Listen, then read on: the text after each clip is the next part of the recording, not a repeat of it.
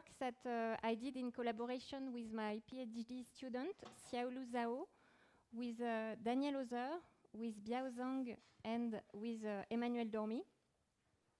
So Sam was a Category 4 major hurricane with maximum sustained winds of 70 meters per second. It formed on 22 September 2021, and it dissipated on 7 October. You have here its trajectory, and the color represents the wind speed. So actually, there was an unusually large number of observations, remote and in-situ observations during this hurricane. And in particular, its trajectory passed very close to 3 NDBC buoys here, and very close to a sail drone. So indeed, its track passed within 30 kilometers west of the sail drone number 1045. And during this event, the sail drone provided the first ocean video from inside a hurricane. So here is the video. And in addition to such movies, sail drones also provide wind vectors, significant wave height, and peak wave period every 30 minutes. So all the data we have from 29 September to 2 October were gathered on this composite representation, which is made in the frame of Sam, with Sam moving up the slide. So on this picture, so the field shown in color is the significant wave height, and so you can see the measurements by swim. So you have 3 tracks of swim, one here, and the third one here. You have measurements by the altimeter on board Sentinel-3. So you have a track here and the second one here. You have also measurements by the altimeter on board the reconnaissance air flight by NOAA. So the track corresponds to the most irregular one here on the slide.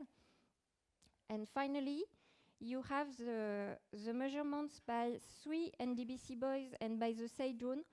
So they correspond to the fluctuating tracks on this picture. So the largest significant wave height are found in the right quadrants of the cyclone. We did the same for the peak wavelengths, with the largest peak wavelengths in the 2 front quadrants of the cyclone. Concerning the peak directions of propagation, they are gathered on this picture. So you have the data from the aircraft in blue, those from the buoys and the sail drone in green, and the measurement by SCAT in red.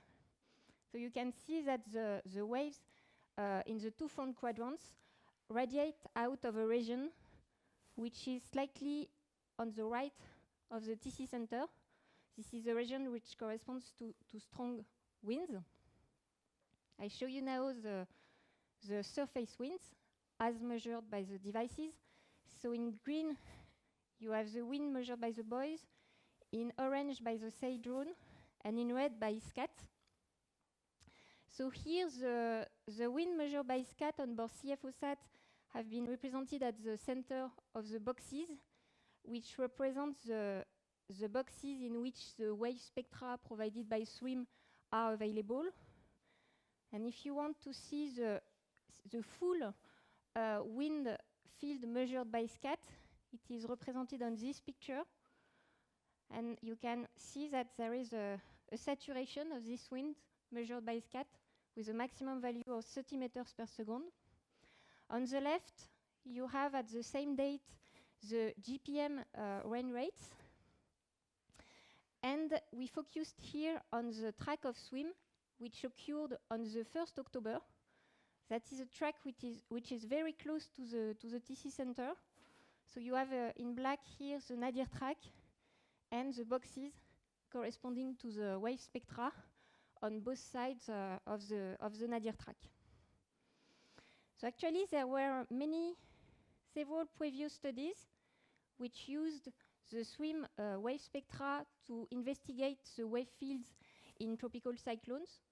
But so far, the relevance of such wave spectra in such heavy rain conditions had not been investigated in details. So to answer this question of the impact of rain of SWIM wave spectra, we first compared collocated SWIM and in situ wave height spectra. So as an example here, I show you on the left the SWIM wave height spectrum corresponding to this box here, highlighted in black, so very close to the center of the cyclone. And in the middle, I show you the spectrum corresponding to the buoy, which is here inside the same box. And on the right panel, this is the one-dimensional spectra, so as a function of the wave number. So in black, you have the SWIM, and in orange, the buoy spectrum. So despite the heavy rain conditions, the peak wavelengths and the peak directions, as measured by SWIM and by the buoy, are quite close, are quite similar. The same, we have the same for the one-dimensional spectra. Concerning the significant wave height in this example, the significant wave height measured by SWIM is about 20% larger than the one measured by the buoy. So we made similar comparisons using other collocated SWIM and buoy data in other tropical storms or cyclones. And we have shown, doing this comparison, that there is globally a good consistency between the SWIM and the in situ wave spectra, even in these heavy rain conditions. So to understand why, we need to focus on the normalized radar cross-section signal, so the sigma 0, along the footprints, which are represented here by the gray segments. So these signals contain the modulations associated to the waves which propagate in the look direction. And so in the case of light rain, so you have here the sigma 0 signal along the footprint in black. The sigma 0 signal after detrending yields this fluctuation signal. And then doing a Fourier transform, and after several corrections, you get the modulation spectrum as a function of the wave number in blue here. And if you multiply the modulation spectrum by a modulation transfer function, you get the wave slope spectrum in green on this picture. So now, what happens if we have moderate rain? So here you have the footprint we are looking at. So in a moderate rain area, you can see that the sigma 0 signal is attenuated compared to the other case, and it's also distorted because of rain inhomogeneities along the footprint. And this distortion yields large-scale oscillations on the fluctuation signal. And these fluctuations yield a peak of energy here at very small k on the modulation spectrum. However, you can see that this peak of energy is not visible on the wave slope spectrum because it has been filtered in the post-processing. I show you a third example. So it's a case of heavy rain. So in that case, the sigma 0 is even strongly attenuated.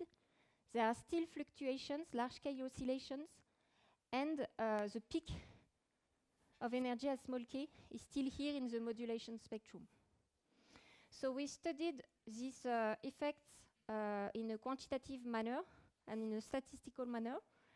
And here are our main conclusions.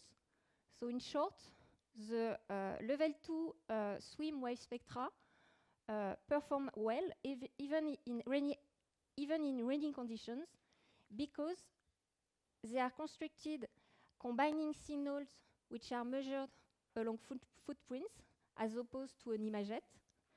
They are constructed retaining only the parts of the signal which are not too attenuated, and a spectral filter is applied to the modulation spectrum, which allows to remove the peak of energy at small k because of range inhomogeneities. Beyond this analysis, we also use the large number of observations in SAM to investigate the wave asymmetry in hurricane SAM. So in addition to the asymmetry of the wind field, this wave asymmetry may also originate from what we call the trap-fetch phenomenon. So it is described on this scheme, which represents a cyclone, which moves up the slide at the translation velocity v. Waves which are generated in the right quadrants actually experience an extended fetch because they propagate in the same direction as the cyclone, whereas waves which are generated in the left quadrants experience a reduced fetch because they propagate in the opposite direction compared to the cyclone. So this extended fetch idea was recently formalized under simplifying assumptions by Kudryavtsev et al. 2015. So they constructed a 1D analytical model, which is an extension of the self-similarity theory for wave growth to a moving frame of reference, that is the frame of the cyclone. And so we confronted the observational data in SAM to this model. So I show you on the left the significant wave height in the frame of SAM as measured by the different devices. So the asymmetry of the wave field is clearly visible here. And on the right, that corresponds to the modeled significant wave height calculated using the model. So the gray area corresponds to an area which cannot be described by the model. So that's why it's gray shaded. So the first observations is that despite the simplifying assumption, the model is performing quite well. So if you look at in the right quadrants of the cyclone here, the modeled significant wave height is consistent with the observations. That's not the case on the track of swim here, which is actually quite far from the TC center, more than 10 times the radius of maximum wind. And if you look on the left, in the left quadrants, you can see that the model significant wave height underestimates the values compared to the observations. So to understand why, that's important to keep in mind that this model is based on simplifying assumptions. And among these assumptions, the propagation of waves is one-dimensional. They can propagate only along the y-axis. And the wind is supposed to be parallel and uniform along the y-axis. So we use this model to test the possible existence of trapped waves in the right quadrants of the model. And to do so, we used the observations by the sail drone. So you have here the trajectory of the sail drone in the frame of SAM. And during its trajectory, it measured both the wind speed and the significant wave height. So we plotted both values on this figure as a function of R, which is the distance to the TC center, with the same sign as Y. So in black, you have the wind, and in blue, you have the significant wave height. Then we superimposed the significant wave height calculated using the model, using the translation velocity v of SAM provided by the IBTraX database. And in black, we computed the modeled significant wave height calculated setting this velocity to 0. So you can see that the latter, the black one, strongly underestimates the significant wave height compared to the observations, Whereas if we take into account the motion of time of SAM, then we get values which are much closer to the observations. So that means that the large significant wave height which has observed in the right quadrant of SAM are consistent with the extended fetch theory.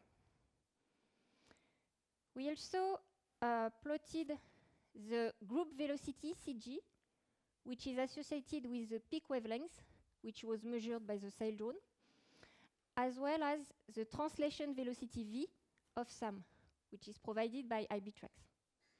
The quantity which we are interested in is the ratio of the group velocity to the translation velocity of the cyclone.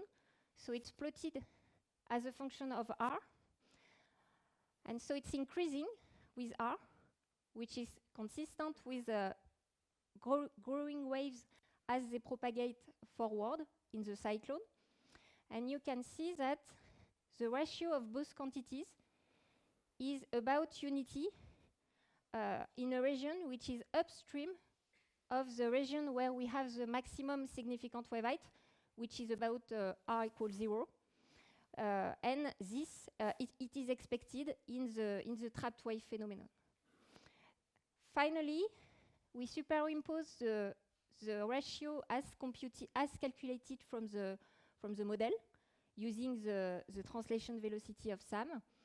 And we get this curve here in red, which provides a quite good description of the data.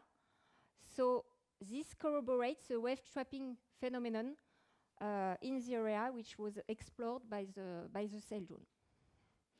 So this work is currently under review. It is on the archive. And if you want more information, you can have a look at the poster, which is just outside. Thank you very much.